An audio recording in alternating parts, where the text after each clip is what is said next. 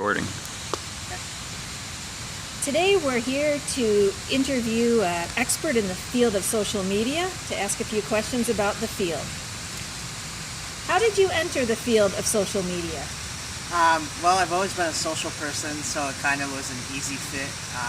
I had a personal Twitter, Facebook, Instagram account since each of the platforms came out.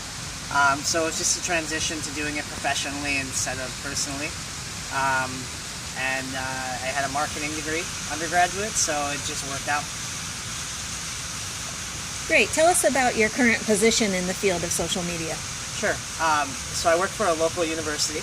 I manage our Facebook account, our Twitter handle, our Instagram account, Pinterest, LinkedIn, YouTube, pretty much all of the above. And it's a lot of content creation as well as aggregation with retweets and engagement with our students and alumni, and so it's really a full-time job.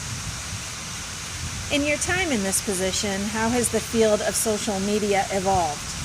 So I've only been in a professional setting in social media for a few years now, and I've already seen a big change, especially with the college demographic. A lot of students are moving towards Instagram and Snapchat and away from Facebook where their parents are, because they don't want, the parents and grandparents seeing what they're doing.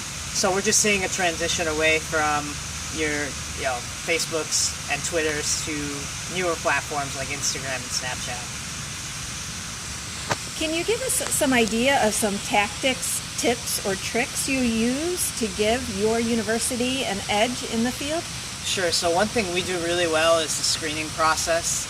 So we are always monitoring our university's different hashtags and trying to respond to every relevant post that we see. So it's a lot of the engagement and also just picking up on the conversations about what's happening across the university so we can better market our university to our students.